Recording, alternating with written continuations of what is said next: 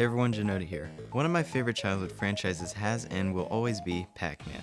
Before I got my first console, I was already playing a ton of Pac-Man on an old Windows XP, alongside a bunch of arcade games like Paperboy and Super Pac-Man, which were my favorites. From all the way back then to our current time with the recent release of Shadow Labyrinth, I've definitely stuck around. Now, despite being a Pac-Man fan, I actually don't own that many games, but that should be expected. Most people know Pac-Man for the arcade games, but he's had a very scattered console appearance. I have this neat little Pac-Man arcade plug and play, Pac-Man World Repack of course, and oh god. Maybe Shadow Labyrinth doesn't feel like a giant break from the franchise to me since I did grow up with this era. On that note, the road to release for this game feels a little wonky for me to look back on. Of course, our first exposure was with the Amazon anthology series Secret Level. From the teaser stuff, we didn't have a whole lot to look at, especially as we wouldn't realize that this is the Pac-Man episode and not really anything else. Then the episode finally comes out with the first batch of episodes on December 10th, and I proceed to watch it the next day. Whoa. Whoa. Pac-Man's the bad guy. Who could have seen this coming? Safe to say, me and basically everyone else who watched this episode was very confused. I mean, sure, it did showcase the core concepts of the original arcade game, but man, was this weird. I did really like it, but the setting and tone was just so strange. Luckily, it wouldn't be too long till the Game Awards, where the world was first introduced to Shadow Labyrinth. The reason why the episode was very bizarre. And through some follow-up information, it was revealed that the game was actually already in progress. So when Namco was approached about an episode for Secret Level, they chose to base it on the then upcoming game. I mean, it's not the only one they made an episode for an upcoming game for. Watching the episode back with this context, it makes a lot more sense, as it also makes the episode way more appealing because it is also a prequel to the story of the game. For a basic rundown, the episode Pac-Man Circle tells the story of Puck, a little machine that awakens a confused swordsman and tells him that their purpose is to eat or be eaten. They travel together for a bit, with the swordsman improving his skills until he is ultimately beaten up, forcing Puck to reveal her true form. Puck fuses herself with the swordsman to create a giant Pac-Man in an attempt to fully escape, but the swordsman refuses, killing himself in the process. Puck is left alone, repeating that there's strength in repetition, before eventually moving on to try again with a new swordsman. Yeah, a very strange yet well-rounded plot that leaves the viewers hungry for more. Even the first trailer itself didn't explain a whole lot, however that final scene with the giant Pac-Man still is so great to watch. It's a good thing that it happens more often than you would think in the actual game. I'm getting ahead of myself, but at the least, the trailer established that we are getting a darker take on Pac-Man with references galore to other Namco properties. When this trailer came out, I was actually really excited, so that weekend I spent all of my time working on new animation, which I decided to call Horror Pac-Man just because I thought it would be a funny generalization. For some reason, the title and the music I used attracted a different kind of Horror Pac-Man crowd than I was expecting, leading to this huge wave of comments talking about this WYST and Smile Ghost. Weird stuff, probably weirder than Shadow Labyrinth, but I mean hey, the short blew up, so why should I complain? After some silence for a while, Shadow Labyrinth got a showcase in the final Switch 1 Nintendo Direct, which explained more of details regarding the story and gameplay. To everyone's surprise, Namco's UGSF timeline website was updated for the first time in nearly a decade to include the more recent titles like Shadow Labyrinth. For those of you who don't know, UGSF stands for the United Galaxy Space Force, and it's an organization in-universe that ties together many of Namco's previous games. So based on that information and some more references during the release date trailer, and even the episode itself that I actually ended up missing, it seems that Shadow Labyrinth is actually sharing a good amount of focus on other Namco games, with Pac-Man of course being the highlight. And personally, I was actually even more excited for this game. Who cares if it wasn't traditional Pac-Man? The game looks so distinct as a metroidvania, and it's gonna tell a story relating to basically Namco's entire game history, featuring a darker, twisted take on Pac-Man. I mean, come on. Then the Maze reveal trailer came out. So I feel both good and bad about this. Not necessarily that it is bad, but I was led on for so long that this would be some brand new jump for Namco and Pac-Man just for them to basically tell us, yeah, don't worry, OG Pac-Man's here too. Obviously this is really good because we're actually getting some brand new classic style maze action for Pac-Man for the first time in honestly a really long while. On top of that, it seems to be based on the Championship Edition games featuring newer Shadow Labyrinth mechanics. So essentially Namco is giving us Pac-Man Championship Edition 3 as a bonus to their new Metroidvania. To me, it just felt kind of weird for them to fall back on this. It kind of gave me a weird sign for the game, but I mean, I was still excited anyway. Namco held some live events to discuss the game, but nothing really crazy was announced. And then the game came out. Also, Nintendo dropped their brand new 3D Donkey Kong game. On the plus side, Shadow Labyrinth's here. I pre-ordered the Nintendo Switch version with the free upgraded Nintendo Switch 2. The game launched early the night before July 18th, so I got a head start with some streaming and continued to stream a majority of my playthrough to completion. We start the game with the very bizarre title screen of someone in a city playing a video game, and as we hit start, they vanish, leaving their console behind. Okay, spooky. We are then thrust into some action where we control the Gaia mech and defend from an attacking commander. Once we have it cornered, it activates a cannon and sends it hurtling down to the planet as someone watches on. Okay, blasty. The soul of the person who vanished in the title screen appears and gets summoned through a portal, awakening as this hooded husk. A little mechanical orb shows up and introduces themselves as Puck, and shows you the way of how saving works, with these machines called Miku Souls. Miku? Souls? Okay. We are then bestowed an arm and a sword and take on the first boss. After dying for the first time, I was able to take it down and was greeted with a fun surprise. Hey, here we go. Yeah. Nice. Alright, wow, they do this really early. There he is. Okay. So we unlock the ability to phase shift, where if we touch these surfaces called D-lines, we merge with Puck to form Mini Puck, allowing us to freely move across just like the classic Pac-Man.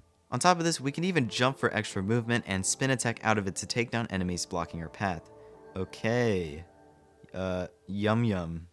Yeah. From there, we are set out on our merry little adventure through possibly the darkest maze I'll ever explore while also being pursued by this mysterious figure. Hope to find out what they are soon, I guess. Just as a note, from here forward, we will be slowly entering spoiler territory. I won't explain every single detail in the game, but towards the end, you're gonna see some real stuff. Don't worry, I'll make another note when we get there. So let's go through some general stuff in this game. For one, oh my god, you are underpowered. Yeah, so this is kind of the big killing point for a lot of people. From what I've heard, this game is extreme in difficulty. It always feels like you never have the right gear to take down bosses because it always just seems like they're a higher level than you regardless of whatever you could achieve. I mean, granted, you are able to upgrade your sword's power, but even then, you take damage constantly. When you're hit by an enemy, you only have like half a second to move or you're gonna get hit again. Worse, some of your moves leave you standing still and open attacks while you're busy. You also get knocked around a ton, especially in mini Puck mode. On top of this, you start the game with 4 full HP bars, and while you can heal at checkpoints by using HP tanks, it takes a long time to get another bar. 2 hours in, I got stuck on this stupid turkey mini boss, and I can only attribute it to my lack of health. And next up, the bosses themselves.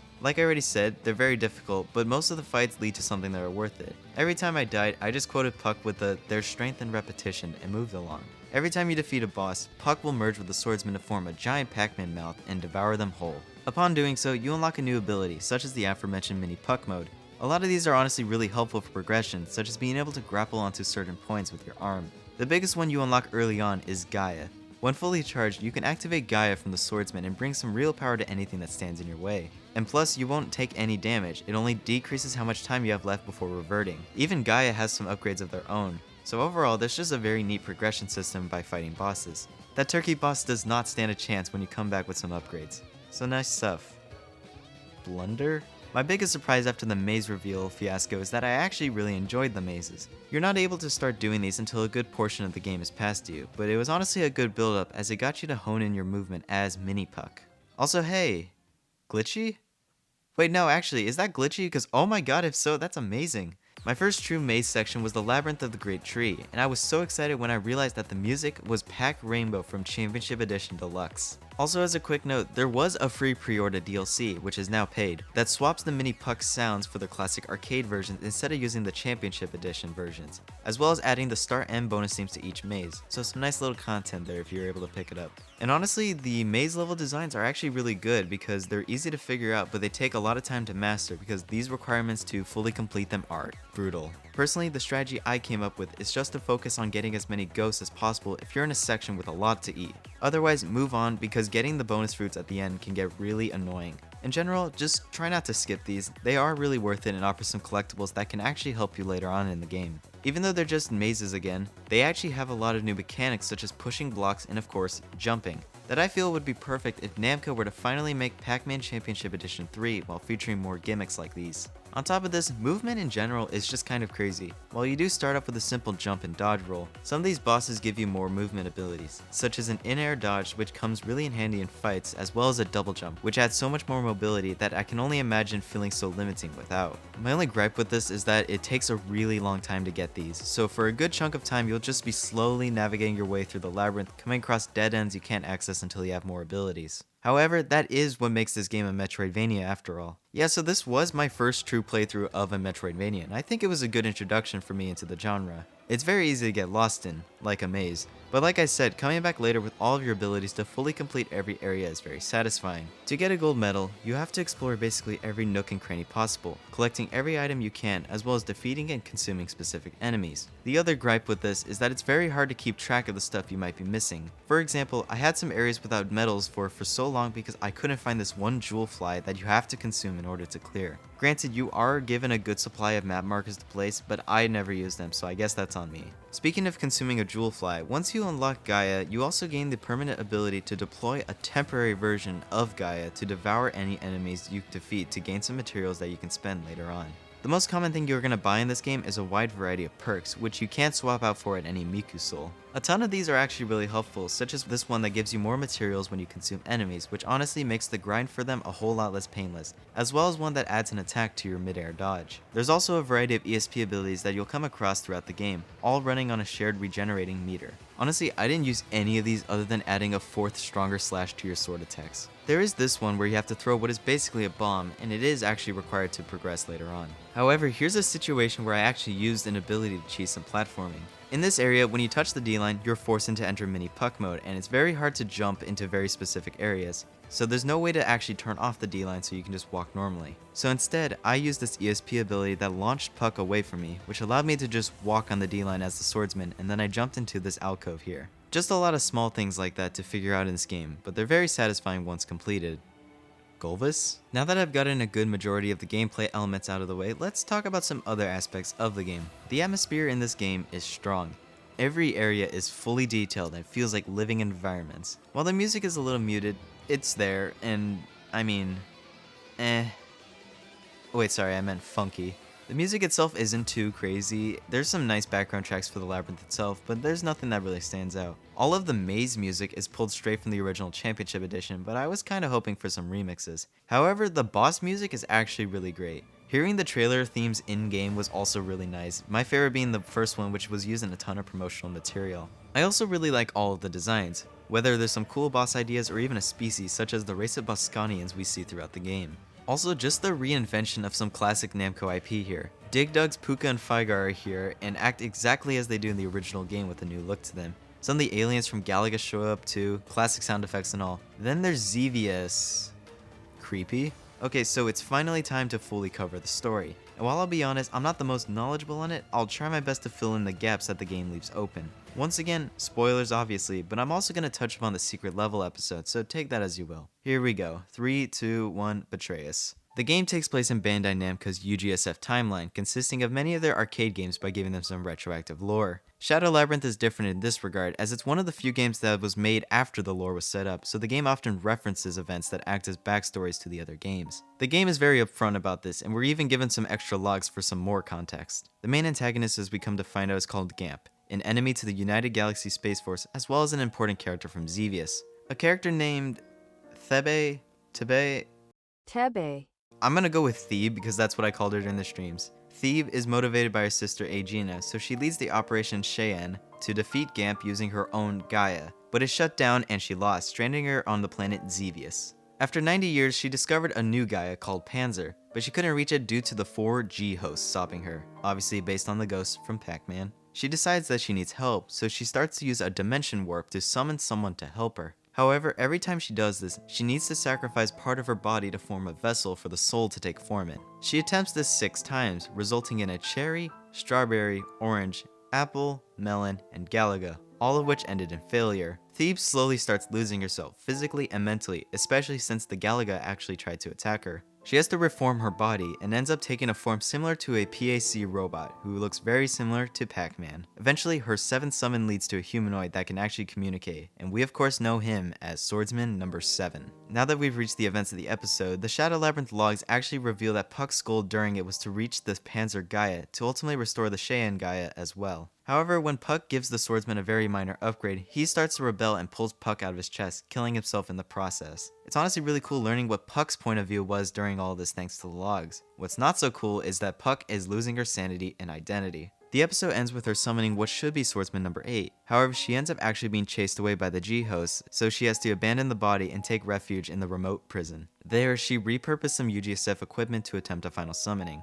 While this was all happening, Gamp creates a version of Thebe when she was 16, and her memories start conflicting with those of Puck's. Puck succeeds in summoning a brand new swordsman number 8, whose soul was pulled from the real world. With a more compliant vessel, the two of them set out for the Panzer Gaia, while they're being slowly pursued by the other Thebe, but also guided by this weird oloid shape. They're later confronted by Thebe, but defeat her as well as the orange G-host to obtain the Panzer Gaia and continue on to the Black Tower. Once there, Puck finally reactivates the Cheyenne Gaia to destroy Gamp. But as Thebe shows up, Gamp reveals himself and warps the entire planet of Xevious away, preventing Puck from getting the energy to destroy Gamp. In the chaos, Swordsman number 8 saves Thebe from falling, so she gains some respect for him as she leaves. The two are then captured by a tribe of Boscanians, who luckily have also caught Thebe, allowing them to refight her. Puck is able to convince Thebe that Gamp is lying to her, but she runs off again. After reaching the Black Tower a second time, Thebe finally remembers herself and rejects Gamp, but Thebe and Puck are suddenly consumed by a dark G-host, leading to a solo fight for the swordsman. Following that, we get some more backstory images, including a shot of the dead swordsman number 7.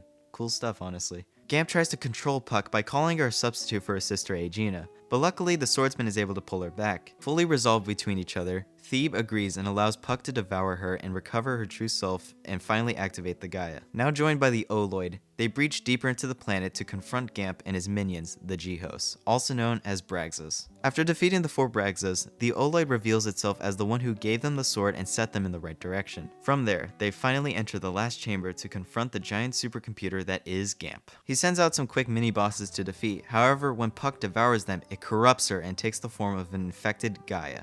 After dealing with that, the Oloid quickly heals the swordsman before the 4 G-hosts return. Luckily, based on how many mazes have been completed, they will be weakened and easier to knock out. And finally, once those are defeated, Gamp summons them to an astral field to begin the final boss fight against the Xevious Gamp replica. Honestly, this wasn't too bad of a fight compared to the Braxas, but to be fair, I was way more prepared for this, so it was still a fun final boss. Except for this one insta-kill move that I believe you have to be in Gaia for so you can tank the hit and not die instantly. That being said, one time it destroyed Gaia and lingered long enough for me to still die. After dealing enough blows, Gamp's true Braxa form is revealed. Puck and the swordsman summon the Panzer Gaia and Puck takes her form as Thebe. Gamp attacks him with a shockwave, but swordsman number 8 takes the hit and collapses, mimicking the earlier shot of swordsman number 7.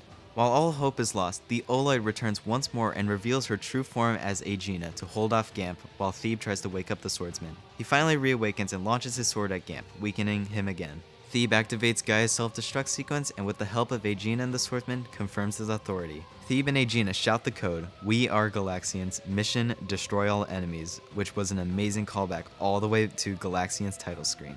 Gaia shoots up and devours Gamp, and at long last self-destructs, taking Gamp out with it. As the dust settles, the three are left floating above the planet. Aegina throws up some sequel bait, so Thebe decides to join her. Thebe and the swordsman share one final moment before she severs the link of his soul, returning him back to the real world. The credits roll, and as we reflect on the insane adventure we just went through, we still have to realize this is a Pac-Man game.